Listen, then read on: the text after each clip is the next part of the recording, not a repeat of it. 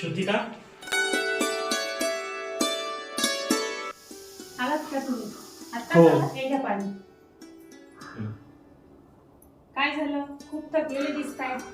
हो ना, थकल्यासारखं वाटतंय. तर मला असं वाटतं की आपण कुठेतरी बाहेर जावं. नको आहो, पावसा पाण्याचं कशाला बाहेर जायचं? लेकरांना सुट्टी पण असते शनिवार रविवारची आणि जाऊन ये बाहेर फिरायला.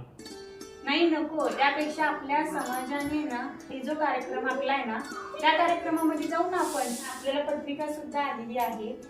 27 तारखेला कार्यक्रम आहे. पूर्ण दिवसभर कार्यक्रम आहे. विशेष म्हणजे हा कार्यक्रम रविवारी आहे. अरे तर वा. आपण आपल्या समाजासाठी एक दिवस हा नक्कीच काढू शकतो. खरंच, आपण एक दिवस समाजासाठी हे द्यायलाच हवं. आणि त्या कार्यक्रमाचा उद्देश असा आहे, आपले सगळे समाज बांधव एकत्र यावं.